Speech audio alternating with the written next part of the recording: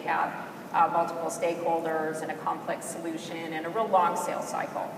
And one of the things that we found over the years is social selling is a big piece of what we do to be successful. We actually achieve 5 times above the DMA standard for outbound prospecting because of the way that we do things.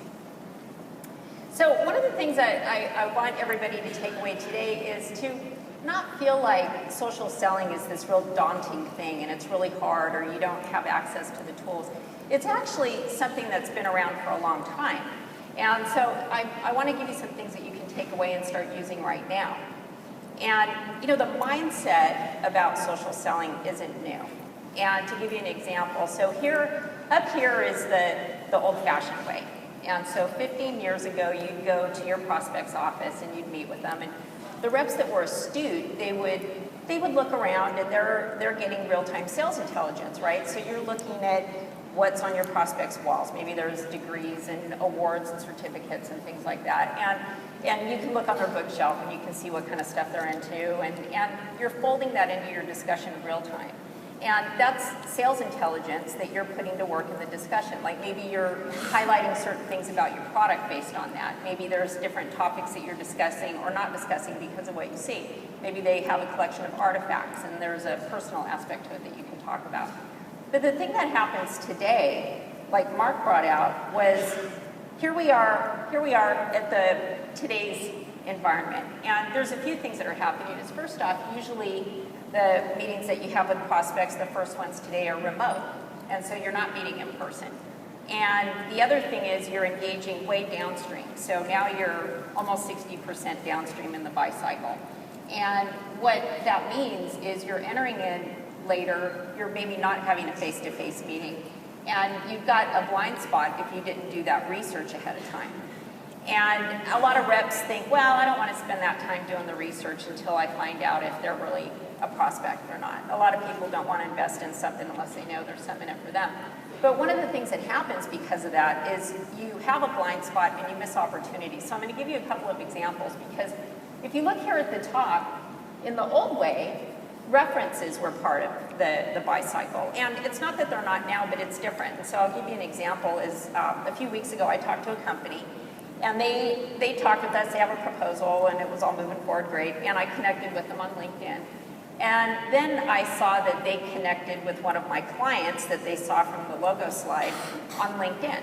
So yeah, they probably asked about us and that's great. I'm sure they got a great reference. So the thing that that tells me is I need to call my new prospect and I can call my client and say, hey, did so-and-so ask about us? And it adds more value. I can thank my customer and then I can find out if they still have any questions. So they didn't need me for the reference is the point. The other thing is down here, if you're not looking them up, there's things that you can miss. So another example is we called the company and my rep came to me and looked up a prospect that we were calling. And we saw that they had this glowing recommendation from one of my clients' direct competitors. And so, you know, are they going to bring them in the deal? Yeah, probably. And so, but what that tells us is we can tell the client and they can get it right out on the table and say, hey, are you planning on bringing in so-and-so? And then they can talk to those points. They can talk to the strength of their product against that other competitor. And doing that is so much better instead of not looking them up and not talking to the right points, and then you lose the deal and you don't know why, and you just get broadsided with that. So, you know, one of the things is, yeah, everybody's not always ready to buy. And, you know, some people, they think social selling is maybe for tech reps or for young reps or for people that are real power users on social networks. Maybe they have thousands of connections, but that's not really the case. It's really just being a good detective. That is what it helps you to be successful. And so when the prospects that aren't ready to buy, so what do you do with them? So connect with people that you talk to. But this is what a conversation would look like. So that nurturing piece of it. And I've got a ton of examples, even in my own company, of sharing content, and it makes a difference. People act on the content that you share. So maybe you share something that's a Gartner report. And then here, your prospect replies.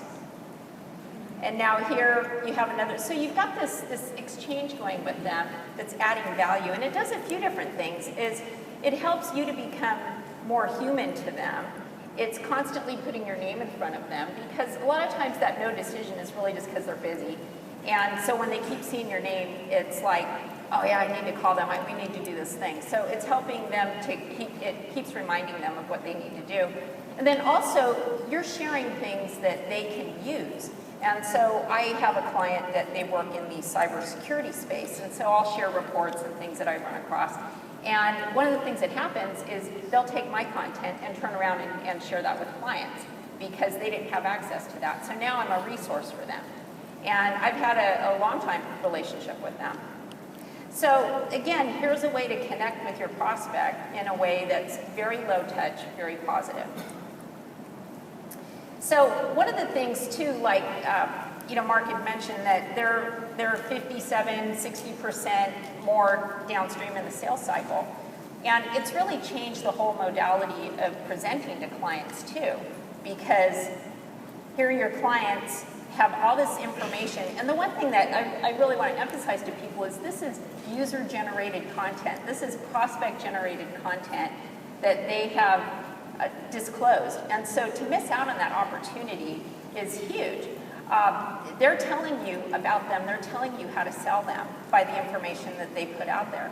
And the presentation modalities changed because, I'll give you an example is when I started this company, because it's been 13 years, and I was in like an old school kind of mentality of presenting, which all of us were, where your presentation was like, this is what we do, here's what we are, here's our background, here's our references. And so the majority of the presentation was about us, and then at the end was, and this is what we do.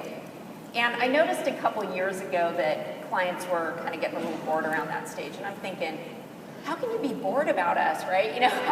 We have so many industry accolades, and why would you not want to work with us?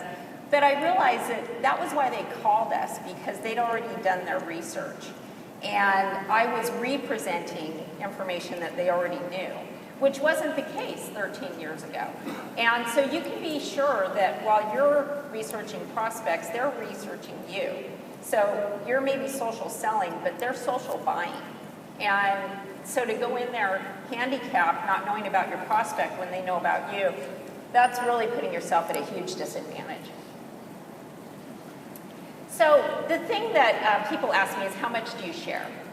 And this is the rule of thumb I have, is Facebook is generally a personal space for people. So unless they have a page set up that is clearly their business page and it's okay to mention the stuff on there, otherwise I just kind of leave that, because that's usually not the information that's going to help. But the thing that you want to be careful too is, even if you do run across things, is you don't have to mention everything. So you don't want to creep them out and make them think that you're looking at what they did last weekend or something.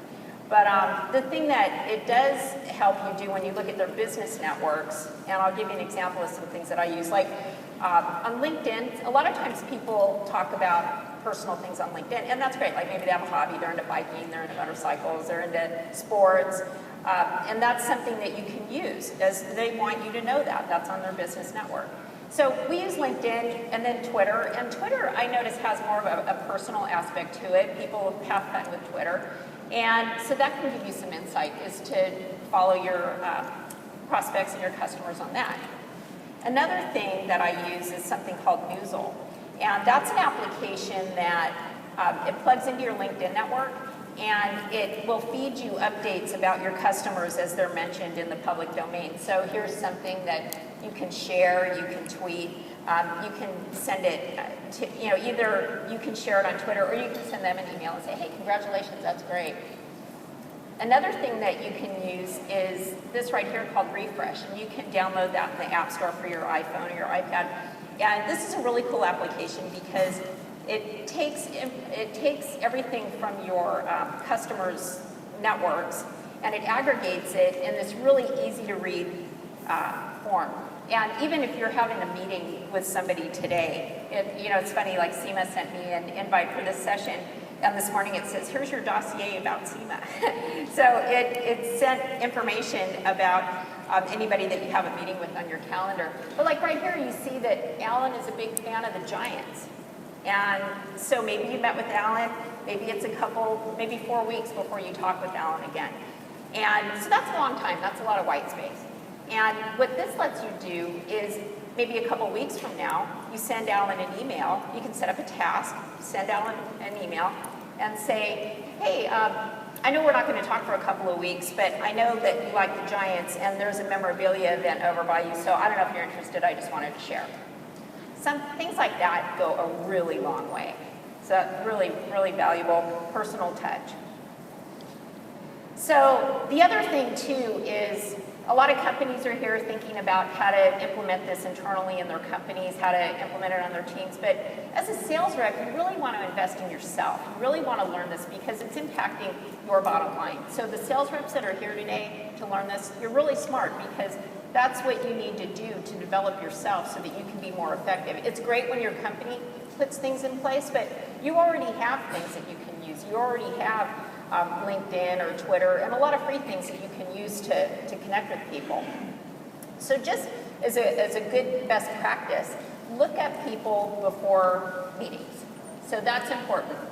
Look at their LinkedIn profiles. At least do that, because they could be, like for example, let's say that you're in a meeting with a company and there's a few people in there. You might learn they're all from the same company before. There's things that you can learn about them that will help you be more effective with them.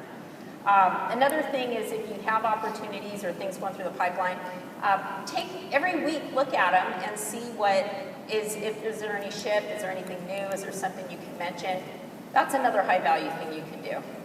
And then build your own social presence. So while they're doing this 59–60% of research ahead of time, you're part of that research. So don't depend on your company to put that content together to present the company. You're meeting with them, they're looking you up. So you don't want to have a really weak profile, like Bob mentioned, to bring that out and really showcase what you do. Because you can say that you're a sales rep and you have just a couple little lines of content, or you can have something that's really built out that positions yourself as an expert in your field. And they will treat you different because they respect your knowledge more. So just doing that's a big deal. The other thing is we use a tool called Squareo. And this is a great tool that you can get it in the App Exchange. There's a free trial for 30 days, and it's only like $9 a month when you buy it. And if you look here, that little bar in the middle, that actually scrolls in a little carousel. And when you put your cursor over it, it lets you share it out on Twitter. You can tweet it, you can email them, you save it in notes. There's a statistic that information workers, which reps are considered information workers, have 60% of their time researching is things they already found before. So this is a way to eliminate that because you can save it. So that's a great application. And then we also use data.com. We've used data.com for like 8 years or something like that. And it's a tool that gets us to the right people quickly. And they keep enhancing it, so it makes it better and better. The CSO Insights just released a study that said that 29% of reps prospecting time is spent looking for contact information. And data.com can narrow that to just a couple of minutes to get you in front of your prospects. So those are some things that we use, and you can start doing these things right now. And then we do this on an individual basis. We do it for our clients. And then David Rogers from Pandora is going to talk about how to implement that in a team and get effectiveness that way. So thank you.